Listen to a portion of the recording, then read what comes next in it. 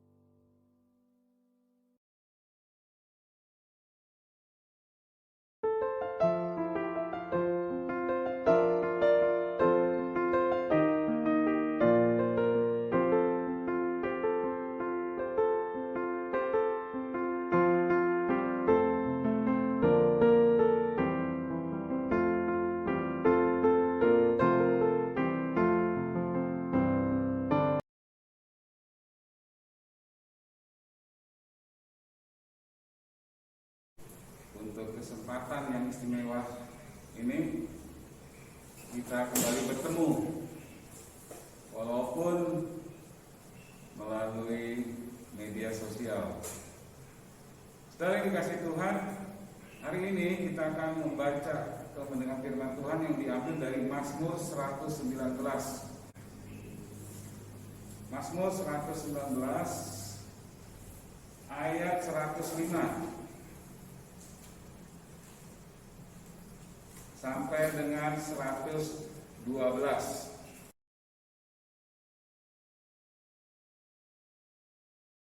Sebenarnya khotbah pagi ini adalah lanjutan dari khotbah saya minggu lalu, ya.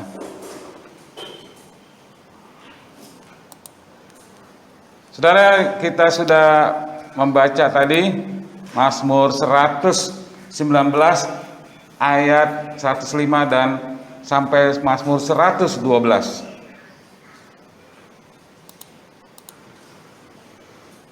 Saya akan membaca lagi ayat 111 dan 112. Kalau saudara-saudara ada Alkitab, bisa melihat Alkitab saudara. Mazmur 119 ayat 111.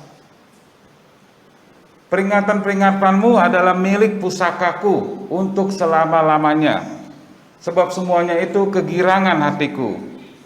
Telah kucondongkan hatiku untuk melakukan ketetapan-ketetapanmu untuk selama-lamanya sampai saat terakhir.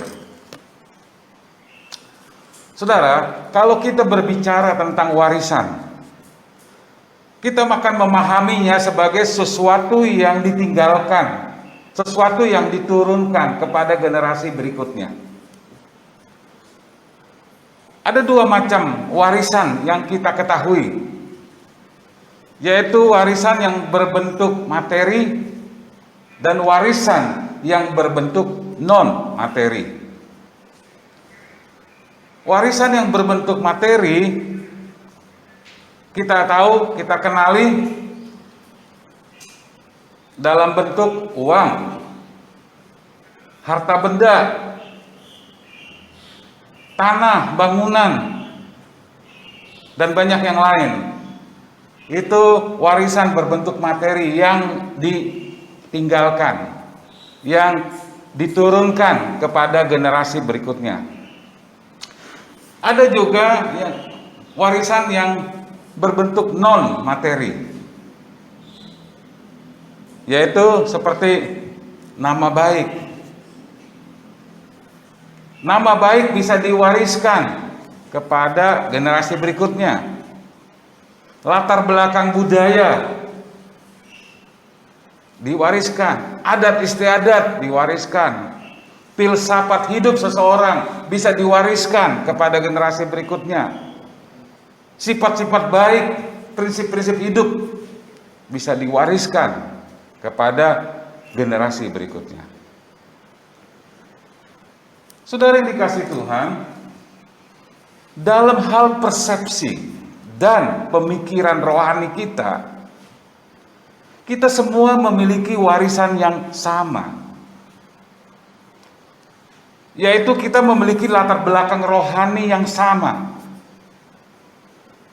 Latar belakang rohani yang sama yang dapat kita miliki atau telusuri sejak awal. Apa yang diwariskan kepada dunia ini, kepada kita semua, walaupun kita berbeda kulit dan warna, tapi kita punya warisan yang sama. Ingat saudara, waktu Tuhan menciptakan Adam, dikatakan dalam Kejadian 1 ayat 27, maka Allah menciptakan manusia itu menurut gambarnya. Menurut gambar Allah diciptakannya dia laki-laki dan perempuan, diciptakannya mereka. Jadi Adam, manusia pertama, diciptakan Allah menurut gambarnya. Menurut gambar Allah. Jelas, Adam hidup tanpa dosa. Adam diciptakan tanpa cacat atau ketidaksempurnaan. Allah puas dengan hasil ciptaannya. Karena dalam Kejadian 1 ayat 31 dikatakan bahwa maka Allah melihat segala yang dijadikannya itu sungguh amat baik. Jadilah petang dan jadilah pagi, itulah hari ke-6. Tidak ada yang salah dengan ciptaannya. Tidak ada cacat sedikit pun dengan ciptaan Allah di awal mula. Semua nampak sempurna. Semua nampak baik, dikatakan sungguh amat baik. Tapi tidak lama kemudian, apa yang terjadi? Adam digoda oleh iblis. Adam digoda oleh iblis untuk tidak mentaati Tuhan. Manusia pertama ini, Adam dan Hawa, mereka dicobai supaya mereka tidak mentaati Tuhan. Disinilah kesetiaan Adam diuji. Adam diperhadapkan sebuah pilihan. Dia mau mentaati penciptanya atau dia mau mengikuti, mematuhi malaikat yang jatuh, yaitu iblis. Saudara dan saya sudah tahu ceritanya. Apa yang terjadi dengan Adam dan Hawa? Adam dengan bodohnya, dia memilih untuk mengabaikan dan tidak mematuhi perintah Tuhan yang jelas. Dan dia mengikuti godaan iblis. Dan sebagai hasilnya, dua hal terjadi dalam diri Adam dan Hawa. Adam mati secara rohani, yaitu persekutuannya dengan Tuhan terputus. Dan bukan itu saja, dosa mulai masuk dalam diri Adam, dan Adam mengembangkan sifat berdosa. Nah, selanjutnya Adam mewarisi sifat dosa untuk keturunannya. Dalam Kejadian 5 ayat 3 ditemukan bahwa setelah Adam hidup 130 tahun, ia memperanakan seorang laki-laki menurut rupa dan gambarnya. Menurut rupa dan gambarnya seorang laki-laki itu. Lalu memberi nama Set kepadanya.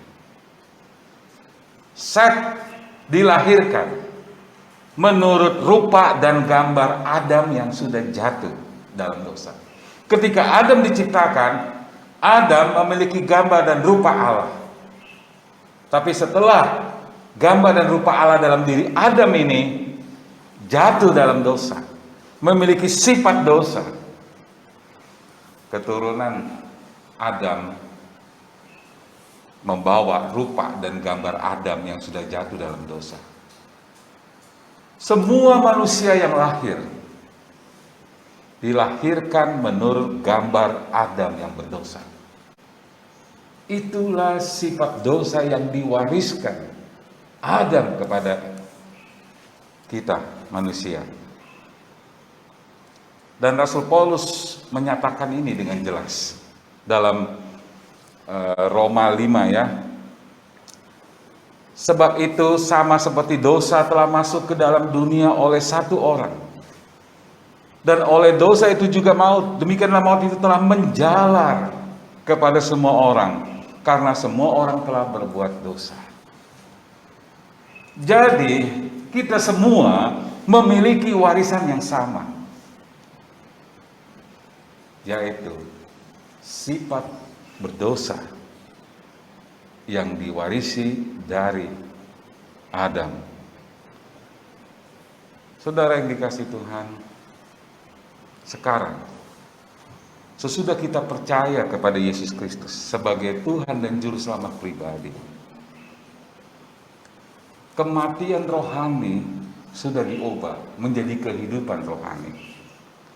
Kita diciptakan baru di dalam Kristus. Kita ini buatan Allah, diciptakan di dalam Kristus. Kita dilahirkan kembali. Sekarang kita memiliki sifat Allah di dalam diri kita karena kita lahir dari Dia. Tetapi karena kita masih hidup dalam daging ini, kita masih hidup di dalam daging yang penuh dengan sifat dosa. Kita masih memiliki sifat dosa, walaupun kita sudah menjadi milik Allah, walaupun kita sudah dilahirkan kembali, kita masih memiliki sifat dosa yang diwariskan Adam kepada kita. Itulah warisan kita. Adam mewarisi sifat dosa. Itulah sebabnya Rasul Paulus, walaupun dia sudah diselamatkan, dia sudah bertumbuh di dalam pengenalan akan Tuhan, dan dia sudah setia di dalam pelayanan Tuhan, menjadi rasul. Dia membangun jemaat di mana-mana. Dia sendiri mengakui dalam Roma 7:24. Dia meratap, dia mengeluh, di mana dia berkata, "Aku manusia celaka. Siapakah yang akan melepaskan aku dari tubuh maut ini?" Saudara, dalam diri kita ada sifat Adam yang jatuh dalam dosa, sifat dosa diwarisi di dalam daging kita. Waktu kita diselamatkan, kita memiliki sifat baru yang diberikan di dalam diri kita. Jadi, di dalam diri seorang yang percaya, dia memiliki dua sifat. Sifat lama yang diwariskan dari Adam, sifat baru yang diwariskan dari Adam yang kedua, yaitu Yesus Kristus. Saudara, kebenaran yang luar biasa yang akan ditunjukkan Daud kepada kita pada pagi ini adalah Adam dan kita semua tidak harus hidup di bawah kutukan warisan lama, yaitu sifat Adam yang berdosa. Kita bisa memilih untuk mengikuti warisan baru dan ilahi. Saudara masih ingat khotbah saya minggu lalu? Kita melihat bagaimana Daud di sepanjang jalan hidupnya dia menghadapi banyak keadaan yang gelap dan berbahaya. Namun Daud tidak jatuh, tidak tergelincir, walaupun dia berjalan di dalam jalan yang gelap dan berbahaya. Mengapa? Minggu lalu masih ingat, karena Daud memiliki cahaya firman Tuhan. Cahaya ini menerangi cahaya ini menerangi langkah Daud yang akan Daud ambil. Memang cahaya ini tidak menerangi seluruh jalan kita, tapi cahaya ini cukup menerangi langkah demi langkah hidup kita. Karena Daud berkata, firman-Mu itu pelita bagi kakiku dan terang bagi jalanku. Jadi Daud bersyukur dia memilih untuk menggunakan cahaya firman Tuhan supaya dia bisa melihat di dalam kegelapan itu. Itu menjadi jelas dengan cahaya itu hal-hal yang membahayakan, hal-hal yang bisa membuat dia tergelincir, dan dia bisa menghindarinya. Yang kedua, Daud juga memiliki integritas, di mana dia berjanji untuk berjalan dalam terang Tuhan.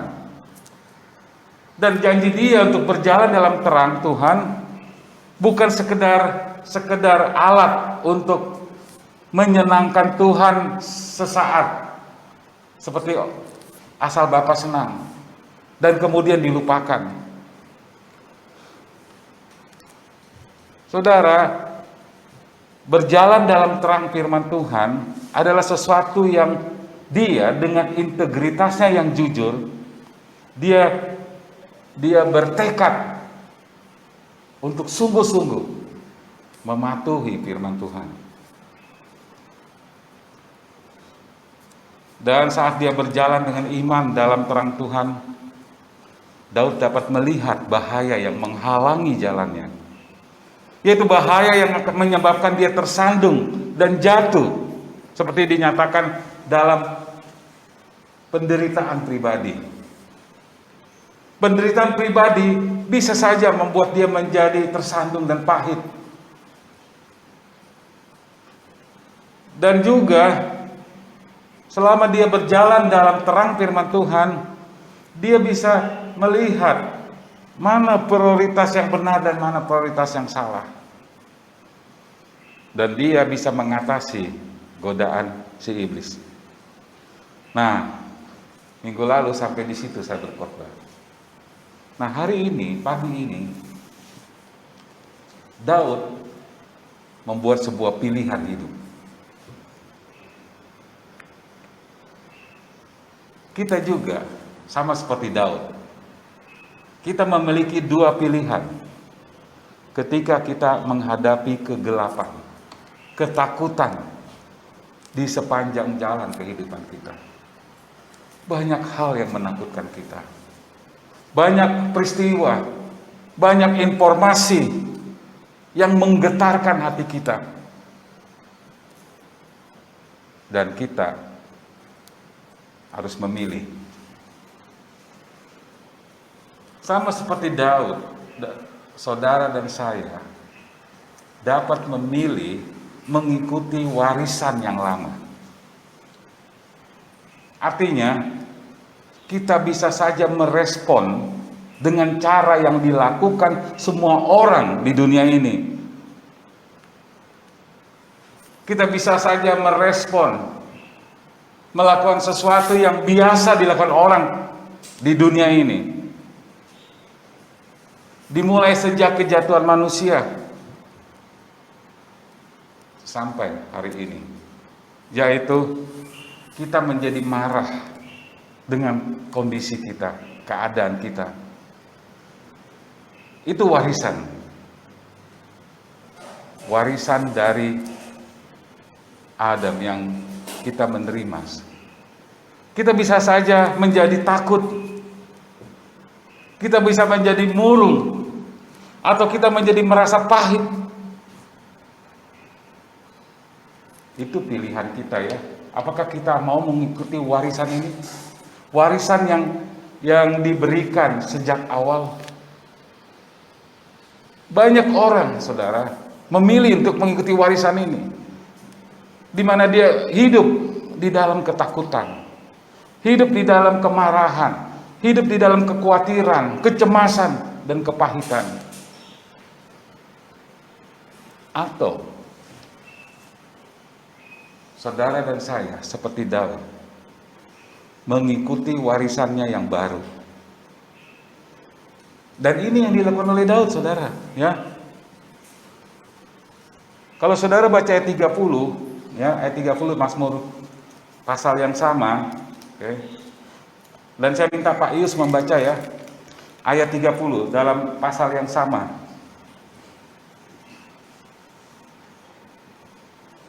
Silakan. Ayat 30 pasal yang sama.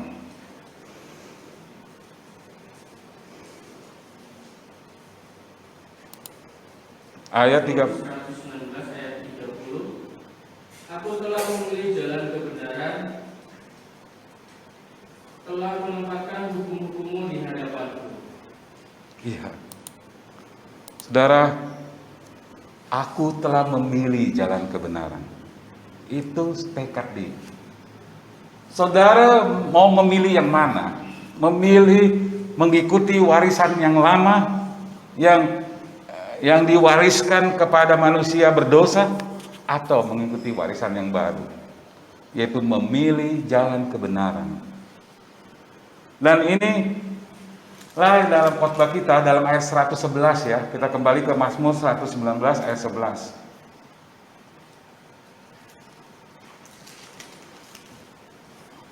Dikatakan di sini pengakuan Daud, Mazmur ayat 111 dikatakan, peringatan-peringatanmu adalah milik pusakaku untuk selama-lamanya, sebab semuanya itu kegirangan hatiku. Luar biasa ya. Daud secara sengaja dan sadar dia memilih warisan yang baru. Dia mengatakan peringatan-peringatanmu. Itu kata yang untuk firman Tuhan ya. Firman Tuhan adalah milik pusaka, warisan. Warisan siapa? Warisanku, milik pusakaku. Saudara, sejak kita percaya Yesus Kristus, Allah mewariskan firman Tuhan kepada kita. Amin. Dia memberikan kehendaknya, dia memberikan kebenarannya, dia memberikan cahayanya kepada kita untuk kita ikuti. Sebelum kita percaya Yesus Kristus, kita mengikuti warisan yang lama dari Adam yang berdosa. Itu yang disebut sifat-sifat dosa. Itu yang disebut sesuatu yang umum kedagingan lakukan. Daud bertekad. Daud memilih secara sadar, secara sengaja untuk menjadikan firman Tuhan sebagai warisannya.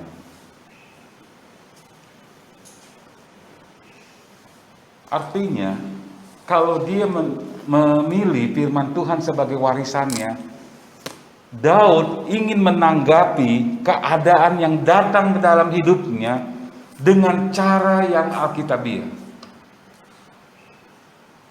Daud menanggapi, merespon sesuatu yang terjadi dalam hidup kita dengan cara yang firman Allah ajarkan kepadanya. Daud sudah belajar beberapa pelajaran yang sangat berharga di sepanjang jalan hidupnya. Daud sudah belajar bahwa meskipun keadaannya sepertinya tidak menyenangkan, meskipun keadaannya sepertinya tidak sesuai yang diharapkannya, Daud sudah belajar. Waktu dia menjadikan firman Tuhan sebagai warisannya, Daud melihat bahwa firman Tuhan yang diwariskan dalam hidupnya itu menghasilkan berkat, yaitu kebahagiaan. Dalam Mazmur ya, pasal 119 ayat 2. Dia melihat itu bahwa warisan yang dia menjadikan firman Allah sebagai warisannya, waktu dia menghadapi sesuatu yang tidak menyenangkan, sesuatu yang tidak sesuai dengan harapannya, dia mendapatkan kegirangan, kebahagiaan. Bahkan hidup dia dibersihkan. Itu Mazmur 119 ayat 9. Dengan apakah seorang muda melakukannya bersih? Dengan menjaganya dengan firman Tuhan. Dia mendapatkan kekuatan. Ayat 28. Mazmur 119 ya. Dia mendapatkan harapan. Dan ini yang menyenangkannya. Dia mendapatkan kenyamanan. Oleh karena itu, ketika Daud menghadapi situasi kehidupan yang gelap dan menakutkan, Daud memutuskan, Daud bertekad dengan secara sadar memilih untuk menjadikan firman Tuhan milik pusakaku, menjadikannya warisannya.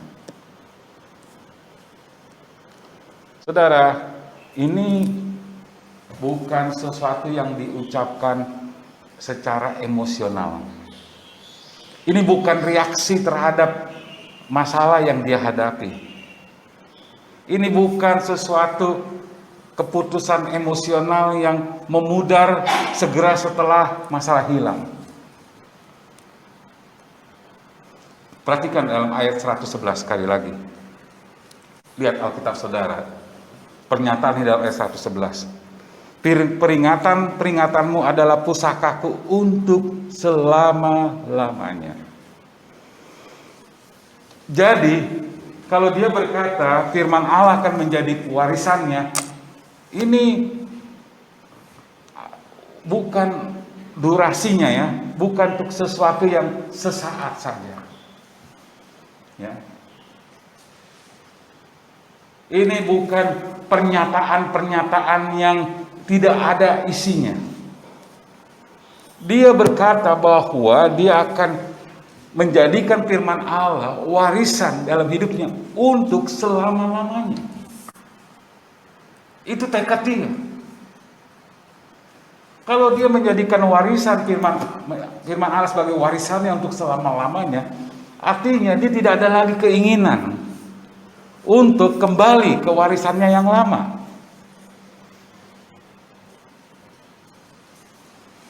Saudara yang dikasihi Tuhan,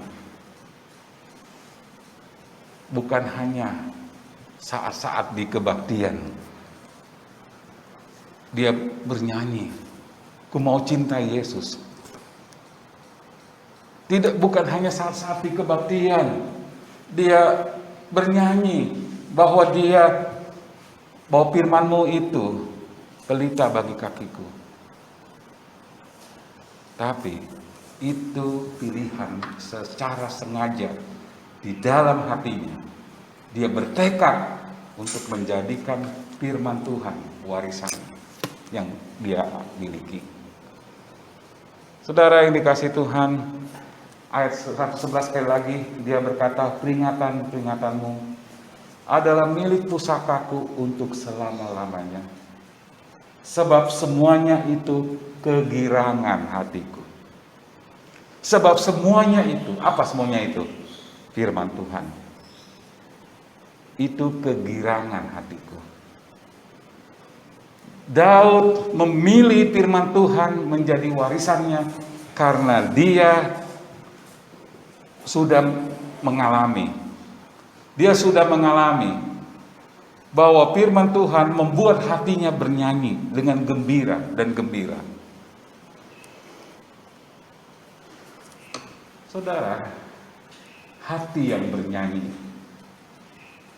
menjadikan hidup dia bersemangat.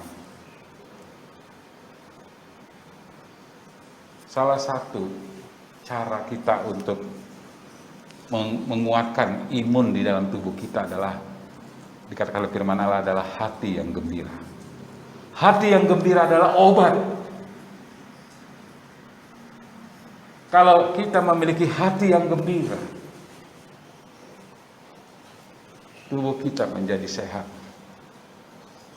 Dan cara untuk mendapatkan hati yang gembira, ya kita bisa saja tertawa terbahak-bahak menonton stand up komedi. Saya suka tertawa terbahak-bahak ketika saya menonton aksi bolot komeng. Tapi itu sifatnya sementara. Ada yang membuat saya memiliki kegirangan di dalam hati. Saya gembira. Saya bernyanyi. Yaitu firman Tuhan. Saya mau beri contoh yang bagus dalam hal ini melalui kisah yang dialami Daud di Ziklag. Waktu Daud diusir dari Yerusalem karena kecemburuan Saul, 2 kali Saul mencoba membunuh Daud dengan tombak. Daud melarikan diri dari kejaran Saul yang berniat, bernafsu untuk membunuhnya karena rasa cemburu. Daud tidak sendirian. Ada sekelompok laki-laki yang membantu Daud dan mendukung Daud dalam pelarian itu. Dan orang-orang ini menjadi sumber kenyamanan dan dorongan Daud, dan Daud menetap di suatu tempat yang disebut Ziklag bersama dengan teman-temannya yang mendukung dia. Nah, satu hari ketika Daud memimpin anak buahnya dalam sebuah misi ke tanah orang Filistin, mereka pergi keluar ke Filistin dengan satu misi. Sementara Daud dan sahabat-sahabatnya pergi ke tanah Filistin, tidak diketahui oleh Daud, orang Amalek datang ke Ziklag. Dan orang Amalek ini datang bukan untuk membawa bantuan, tapi justru mereka mau menghancurkan kota yang didiami Daud dan keluarga-keluarganya. Orang-orang Amalek ini membakar kota itu dengan api. Orang-orang Amalek ini mengambil istri dan anak-anak Daud dan anak-anak buah Daud yang yang tidak ikut pergi dengan Daud menjadi tawanan mereka. Dan sebagai akibatnya, orang-orang yang menjadi sumber kenyamanan buat Daud, orang-orang yang menjadi dorongan kepada Daud setelah peristiwa ini, tiba-tiba berbalik melawan Daud. Ketika Daud diperhadapkan dengan orang-orang yang kecewa, yang berbalik melawan dia karena peristiwa ini, Daud menjawab menurut warisan lamanya. Dalam 1 Samuel 30 ayat 6, Daud sangat terjepit, artinya dia sangat stres. Terjepit dan stres, itulah warisan lama. Mengapa dia terjepit dan stres? Dalam 1 Samuel 36 dikatakan, karena rakyat mengatakan hendak melempari dia dengan batu. Seluruh rakyat menjadi marah.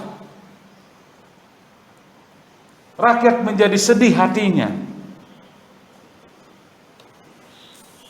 Mereka sedih dan marah karena anaknya laki-laki perempuan, sementara mereka tadi pergi, dirampas, ditawan oleh orang Amalek.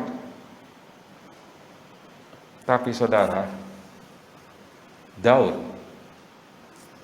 menjadi sadar. Dia tidak mau mengikuti warisan lamanya, sifat stres dan pahit itu. Daud berusaha menguatkan kepercayaannya kepada Tuhan.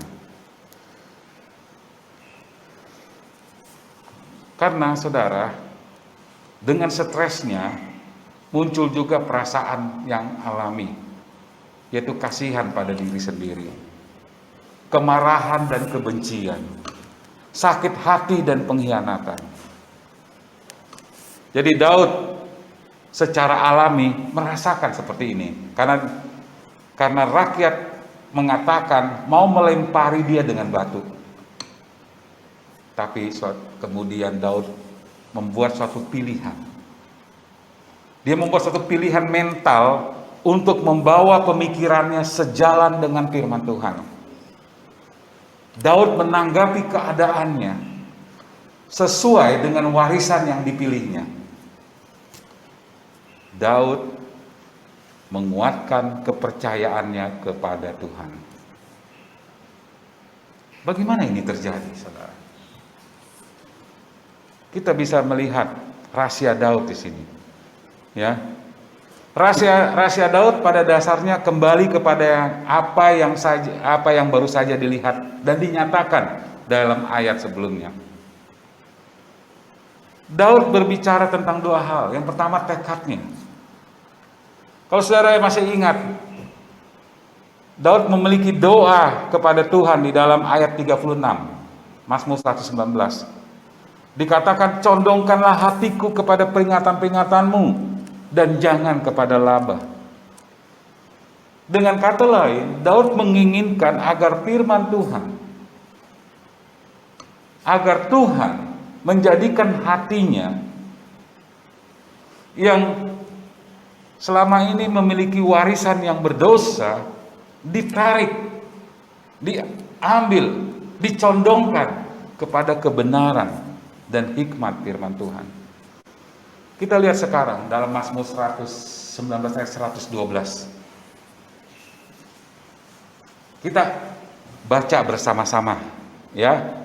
Saudara yang mengikutinya di rumah, ya, dan di mana saja, kita baca bersama-sama Mazmur 119 ayat 112. Ya. Buka suara saudara, lihat apa yang dipilih Daud. Apa yang diambil keputusannya. Ayat 112 dikatakan 1, 2. Telah kucondongkan hatiku untuk melakukan ketetapan-ketetapanmu untuk selama-lamanya sampai saat terakhir. Oh, luar biasa ya saudara.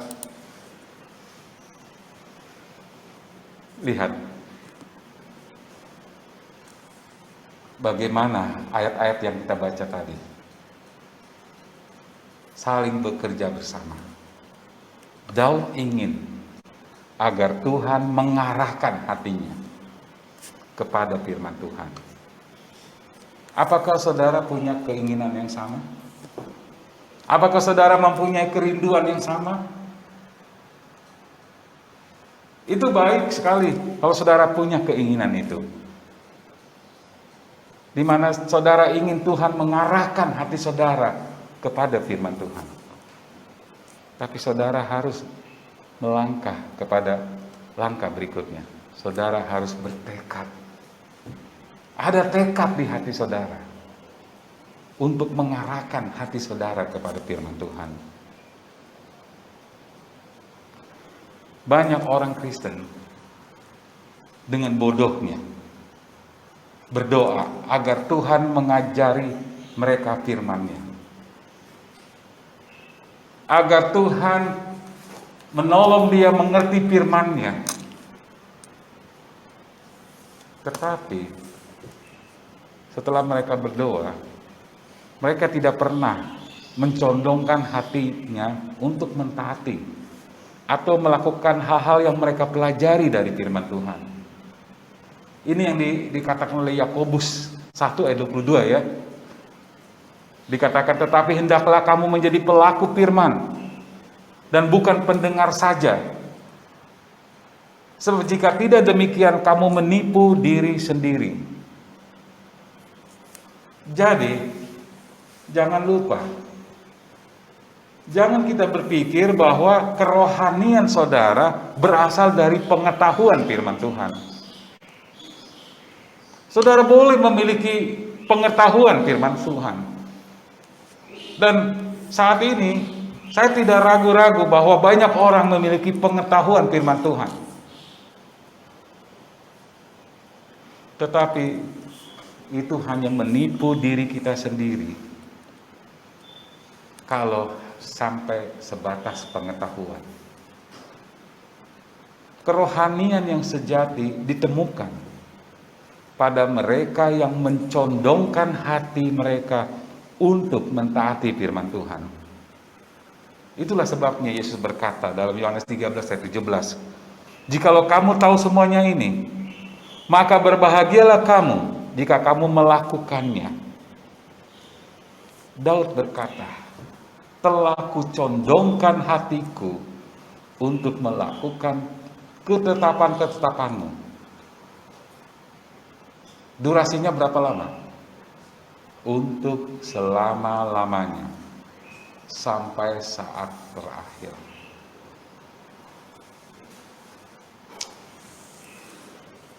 Saat saya mau mengakhiri khotbah saya, bagaimana kehidupan saudara?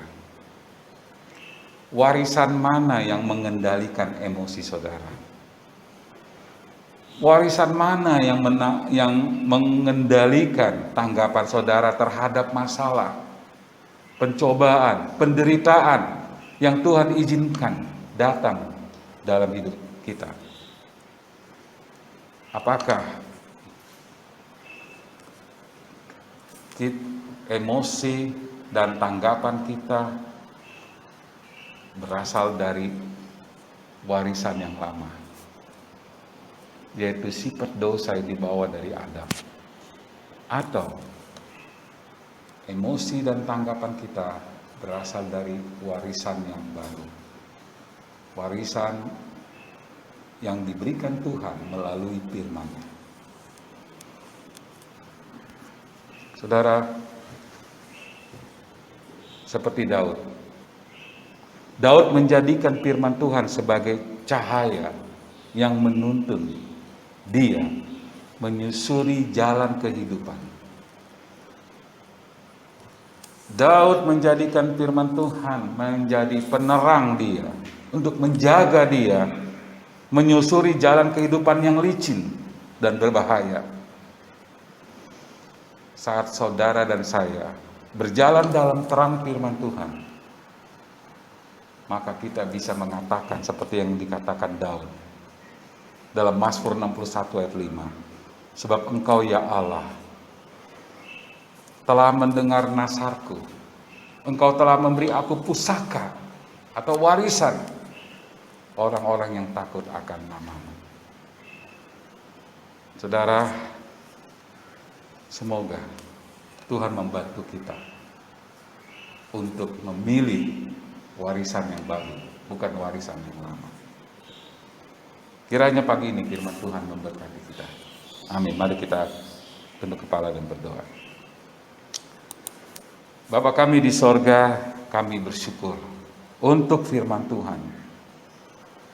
Kami melihat teladan dari hamba-Mu Daud yang dengan sengaja memilih firman Tuhan menjadi warisan dalam hidupnya. Di tengah-tengah situasi yang gelap, jalan hidupnya yang gelap dan licin serta berbahaya, Daud secara sadar memilih untuk bertekad mengambil warisan yang baru yang diberikan Tuhan kepadanya, yaitu firman Tuhan. Daud mau mencondongkan hatinya kepadamu. Tuhan tolong kami. Kiranya Tuhan menolong kami untuk belajar dari Daud. Memiliki keinginan yang kuat seperti Daud untuk mencondongkan hati kami kepadamu. Apapun situasinya. Terima kasih Bapa di sorga, Engkau baik. Terima kasih untuk pemeliharaanmu dan penjagaanmu, penyertaanmu dalam hidup kami. Terpujilah namamu. Di dalam nama Yesus Kristus kami berdoa. Amin. Saya kembalikan Pak Yus, mari. Ya. Terima kasih untuk Bapak Pendeta Yakub yang sudah menyampaikan firman Tuhan pada pagi hari ini. Kita akan menyanyi sebelum kita mengakhiri kebaktian kita pada pagi hari ini dari nomor 156.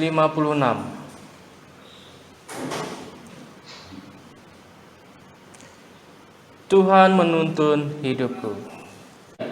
Tuhan menuntun hidupku, betapa sukacitaku, kemana saja jalanku, Tuhan menuntun hidupku, Tuhan menuntun hidupku, tangannya memegang teguh, hatiku berserah penuh, Tuhan menuntun hidupku. Di malam yang gelap benar, di taman indah dan segar, di laut teduh atau topan penuntunku, itu Tuhan. Tuhan menuntun hidupku, tangannya memegang teguh, hatiku berserah penuh, Tuhan menuntun hidupku. Kita akan berdoa untuk mengakhiri kebaktian kita pada pagi hari ini, dan kesediaan Bapak Sape Tanjung untuk pimpin kita dalam doa.